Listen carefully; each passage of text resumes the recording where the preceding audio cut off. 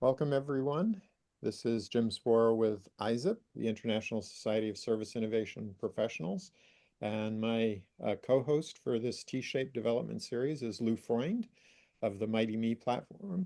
And so far, Lou and I kicked this off in May. Leonard Waletsky, a professor from Czech Republic, who's done a lot of work on T-shape, presented.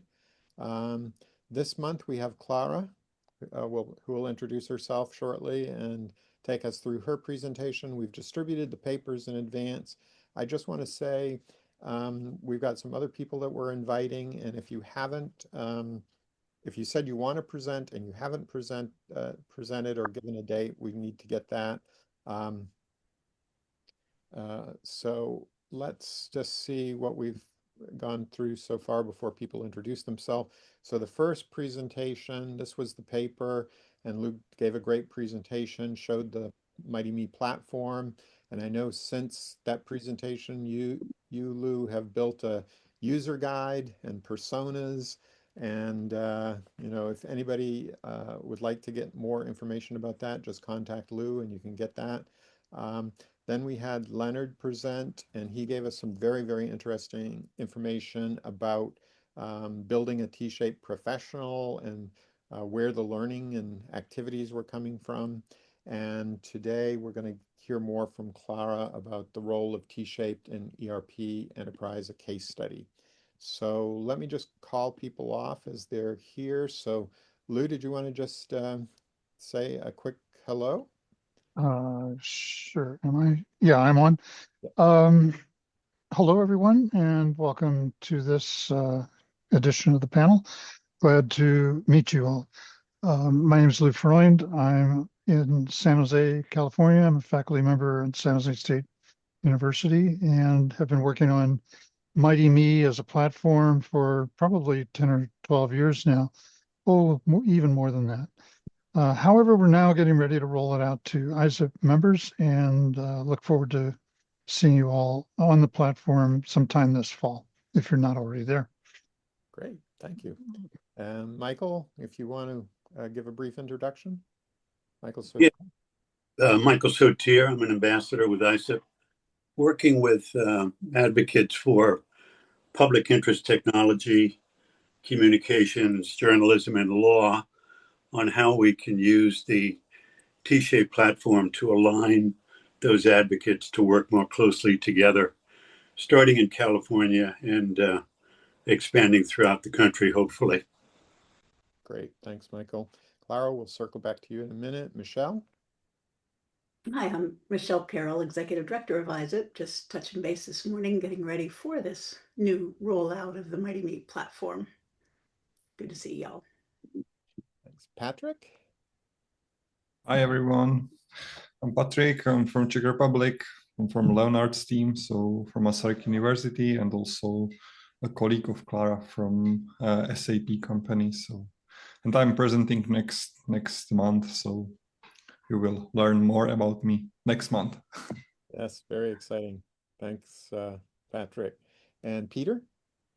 Hi, my name is Peter Williams, based in San Francisco, working with Lou on looking at the open source implications of T-shapes and that general area. Thank you. And Tom? Hi, everybody. My name is Tom Darcy. I'm out here in Boulder, Colorado, for any of you skiers. This was not a good year for skiing out here, but it's still one of the prime spots.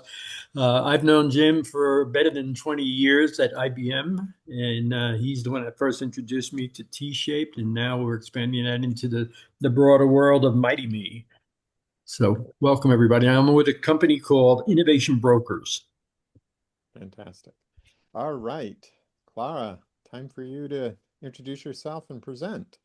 And I'll just say a little bit about the team that Leonard has put together there.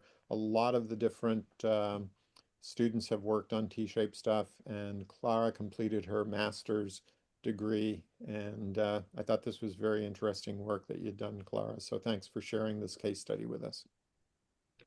Thank you. So yeah, as mentioned, my name is Klara and I work with Leonard. I also work with Patrik and the other students that will be presenting here. Our focus is, of course, on T-shape, and I specifically focus on the multidisciplinary learning paths for students.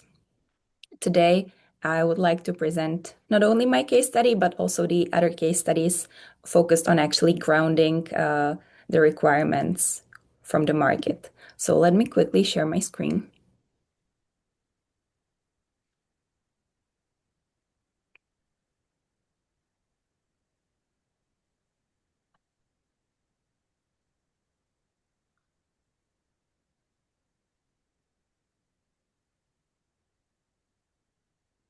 I am very sorry.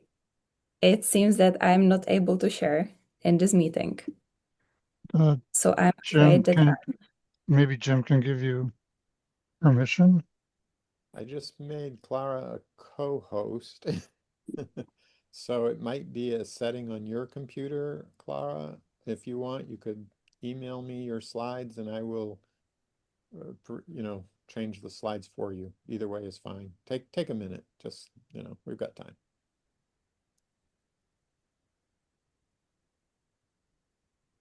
okay, I think I might need to rejoin, but let me try again. Okay, I think I will need to rejoin. So very sorry about this. I will be back in a minute. No worries, no worries. Yeah, I know a lot of folks in Europe are much more familiar with other platforms. Zoom is requires permission, so it's not uncommon for our European colleagues to have to give permission to the Zoom.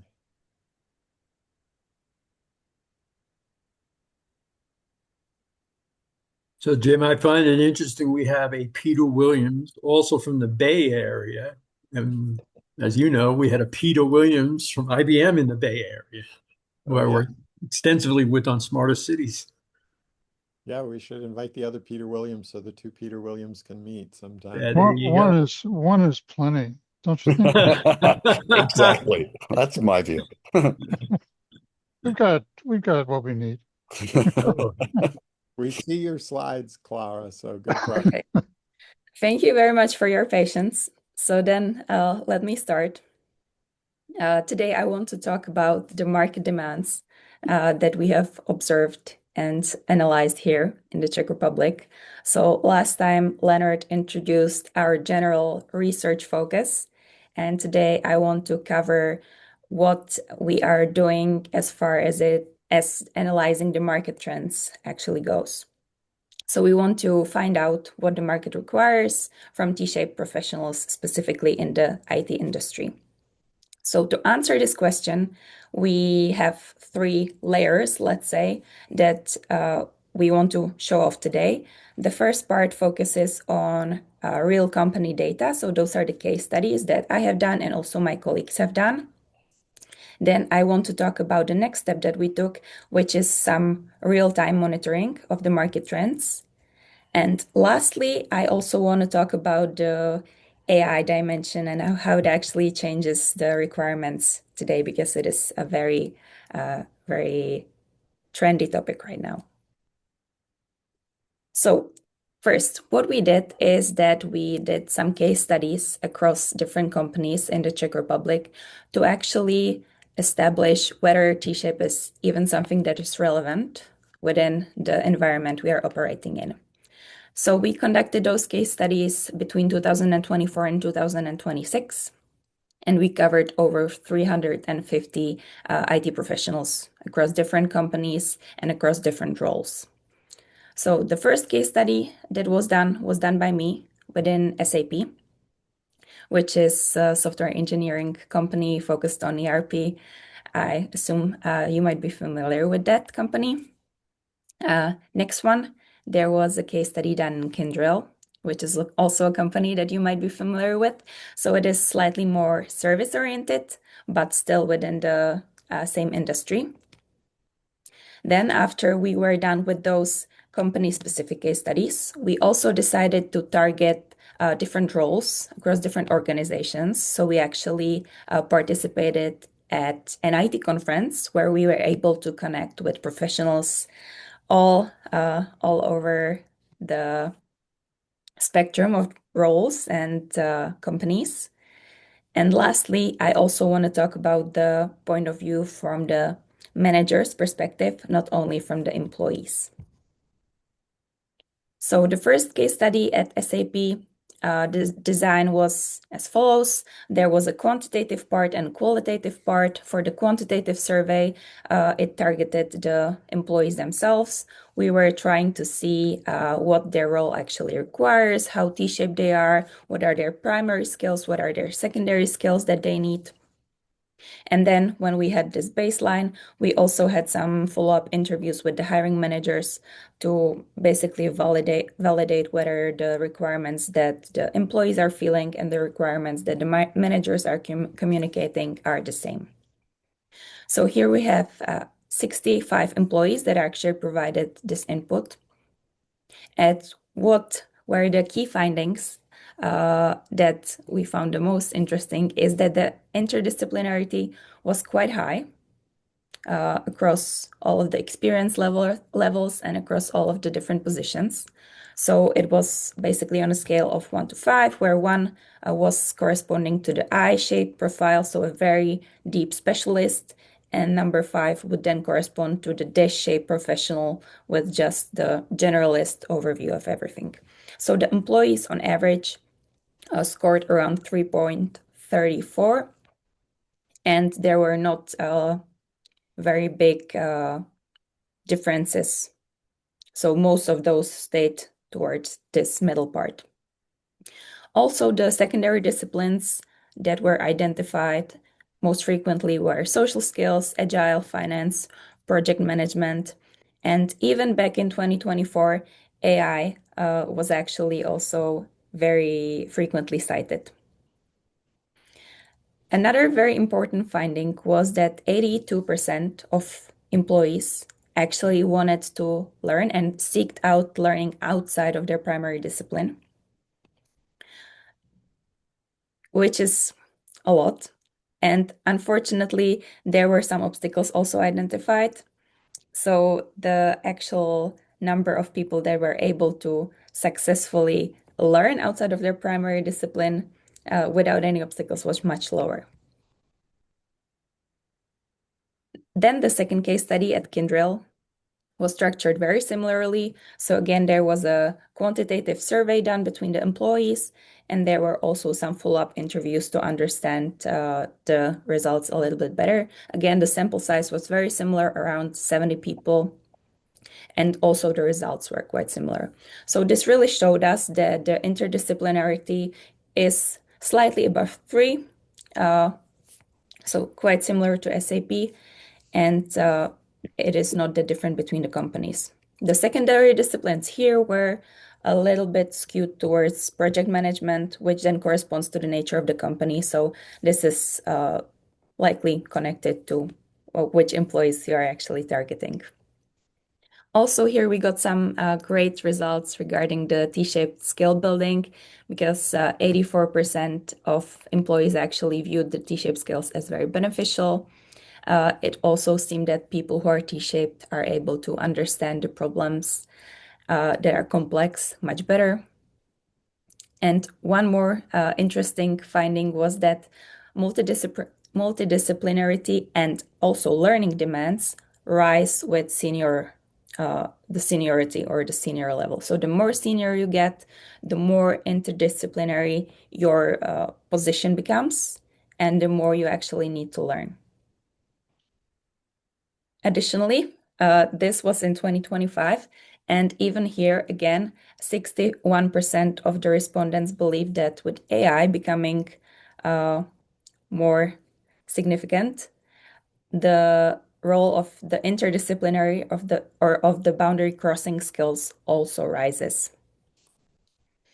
Similarly to SAP, also majority of the employees agree that those interdisciplinary skills should be supported from the company perspective, because it is also in their interest to build this skill set in their employees. Now, moving over to the cross-organizational research that we did. So this was done at the conference where different IT professionals were able to attend. Here, what we found out is that the role actually affects the breadth that you will need in your job. So, for example, project management or product managers will need different breadth than developers, which makes sense. Then also, even across all of those different profiles, most people needed to apply the cross-domain knowledge every single day, or at least weekly. And here we were also able to identify the barriers to the cross-disciplinary learning a little bit more. So unfortunately, it seemed that not having enough time was the main issue. So it is not that people wouldn't be motivated, but they feel like there isn't enough time to actually invest into this. It is not the most pressing issue for them. We did this study also to identify the target profiles for the different roles so that we can then build onto it when it comes to the recommender systems. This is something that Patrik will cover more in the upcoming sessions. So we were also to identify some areas that are then relevant for the different personas, let's say. So we know the primary skills and the secondary skills needed for the developers, for the engineers, for the Scrum Masters, product managers, and roles like that. Again, even here, majority agreed that T-shaped skills are beneficial, that they really help their job performance, and that they would also want their organizations to support them in developing this skill set. Again, overall, across all of those case studies, what we found out is that people are not that familiar with the term T-shape, but once they actually have the explanation and they know what it means, they feel that they are T-shaped or that they are actually aware of this concept existing. Also, quickly coming to the hiring manager's point of view. So this is something that was targeted across all the mentioned or the two mentioned case studies, and also there was one additional case study that touched on this a little bit more. So it seems that among the managers, the T-shaped term is a little bit more well-known. So they are probably familiar with it from some trainings, or they are maybe just more interested personally in people skills, actually. And then it also seemed that the secondary skills that they're looking for correspond to the nature of the job. So this is not surprising. They also agree that companies should support T-shaped development. So that is a positive finding. And they see the benefits when actually hiring T-shaped employees. So they also feel like they are able to understand the complex problems a lot better. What managers also mentioned is that there is quite a big gap in the formal education when it comes to the secondary skills. So communication, social skills, presentation skills, and also some critical thinking were frequently mentioned as lacking in the candidates from the interviews that they are participating in. And they would really like to see some better results there. But it is also, of course, very difficult to actually target those skills. Interestingly, I-shaped, which is traditionally taught, at least at our universities here within Czech Republic, maybe also within Europe, is the least desired skill profile. So this, again, gave us some more reason why we should actually transform our curriculum a little bit and try to adjust the formal learning to fit the requirements from the market. To summarize those case studies, as I said, T-shape is required across all of the areas that we explored, even though that people might not be familiar with the T-shape concept themselves. So maybe if they were more aware, there would be more intention behind actually building this profile.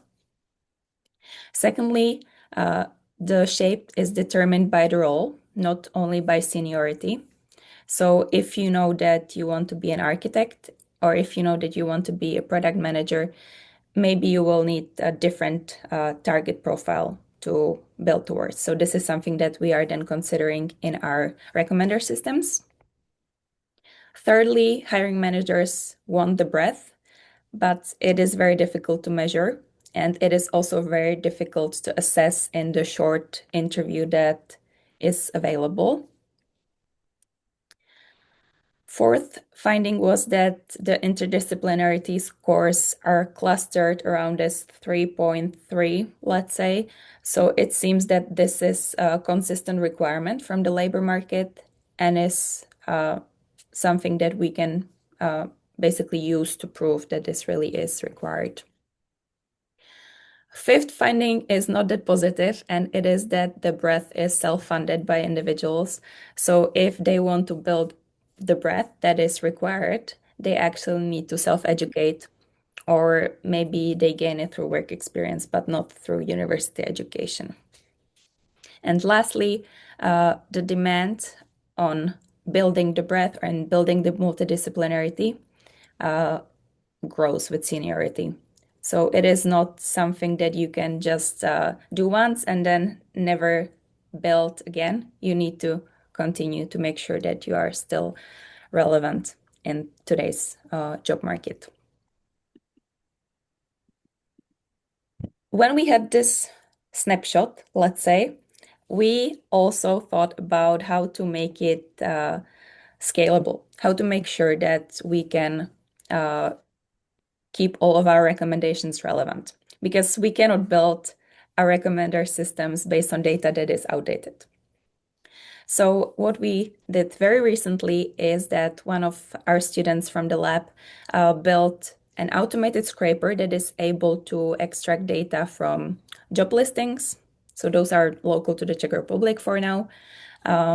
And we are trying to identify the required primary and secondary skills for different roles. So we are clustering for those roles, for those personas, and then we are identifying the skills that are required.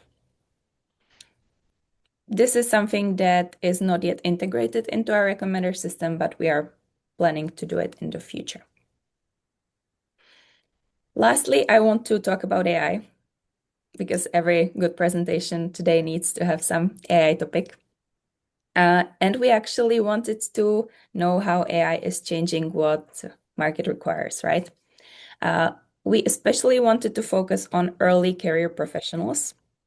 So those are people who have less than 2 years of work experience, because we wanted to know how the universities are preparing them for the job market. So some questions that we asked ourselves were if AI changes the depth or the breadth of the T-shaped profile requirements, if the horizontal competencies are more important, or they now are basically a given for everyone. So everyone is able to get this horizontal part just because of AI. We also wanted to know if there are some AI-specific skills that would be required from recent graduates. And lastly, we also wanted to investigate how people actually feel about AI coming into the picture. So if they feel threatened, if they feel excited, if they feel more capable, what is their viewpoint after they graduate? To do this, we again had a mixed method case study. So this was done at a Czech ERP company. We had around 55 participants. There were also some qualitative follow-ups afterwards, and we also discussed this with the hiring manager to make sure that this is aligned with the manager's point of view as well. It showed us that AI is very relevant for early career professionals. So for those junior, those are developers mostly. So 75% used AI tools daily at work. So every single day they were interacting with AI tools. also, on a score of 1 to 5, they felt like they needed to build this diverse skill set with the score of 4.35. So this means that now that they have AI, they feel like they actually need to know even more to stay competitive on the market. And the most alarming finding, I would say, is that the readiness that they feel for the AI requirements on the market based on what the university taught them was only 1.98 out of 5. So they feel like university was not able to prepare them for what the market actually requires. And they need to self-study, or they need to find some other way to actually fill this gap that is now in their skill set. Also, one potential finding that would, of course, need to be validated is that AI helps more with tasks that fall outside of your primary discipline. So it is able to help you more with areas or domains you are not that familiar with than with those that are in your primary discipline. And another positive finding is that when it comes to asking AI some very basic questions, people feel more comfortable, more confident. They don't need to worry about the negative feedback that they might get from their senior colleagues. So here, this was actually a very, very positive finding, or a highlight that they wanted to point out. One more alarming number that I would like to highlight is that the negative impact that the students are worried about is at 66.7%. So they are scared that when they are over relying on AI, their critical thinking declines and they will not be able to problem solve or basically validate the information themselves without relying on AI.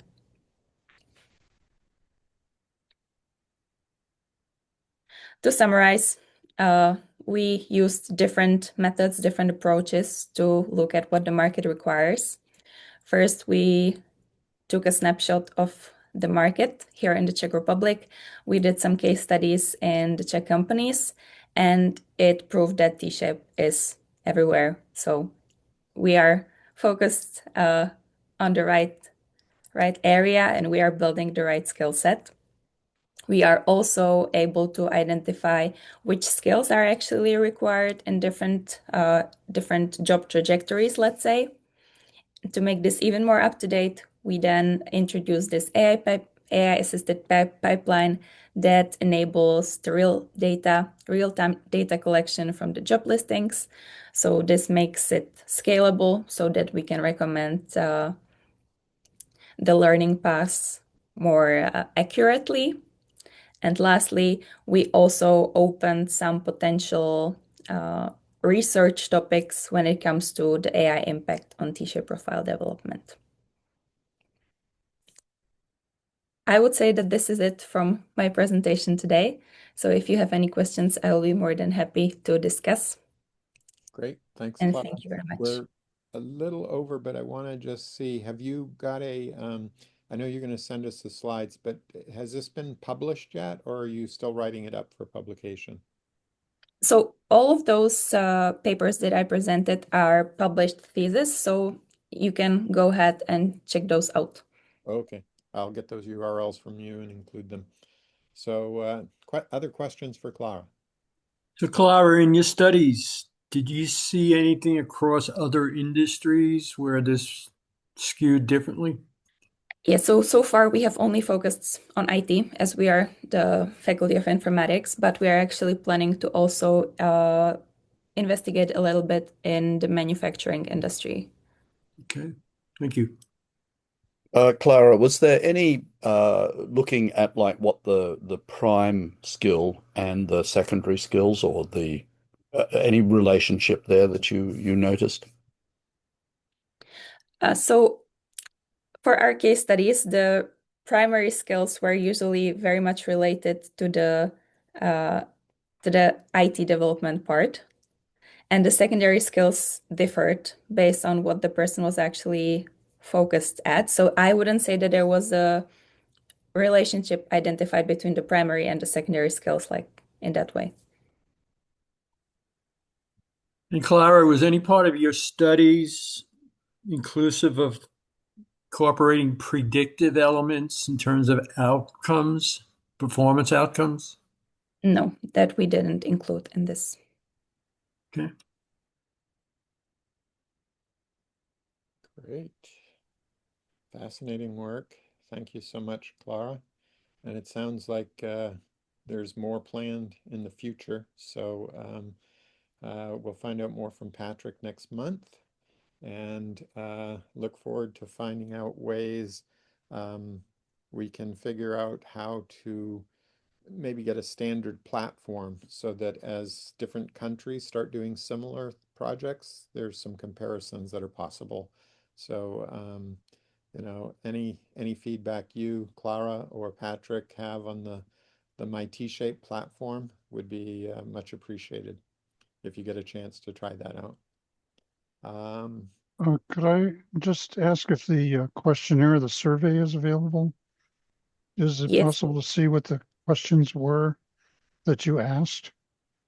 I believe that even the questionnaires are available. I will double check. The theses are for sure available, and then it's an attachment to the thesis. So I think you should be able to access it as well. Great. Because I was wondering how you explain to people what a T-shaped skill is. What is it and what isn't a T-shaped skill is sort of my interest here. If it's not publicly available, I can definitely send this to you Okay, personally. great. Thank you very much. Good job, Klara. Very good job. Thank you. Thank you very much for the presentation. Yeah, we'll get this posted and shared with other people in this community of interest and also the broader ISSIP community. So thank you so much, Klara, and hope you have a great rest of your summer there. And good luck in continuing this research with your team. And we'll hear from Patrik next month. Thank everybody Great. for joining. Thank you all. Thank you. Thank you. Bye-bye. Bye-bye. Thanks, everybody. Cheers. Bye-bye.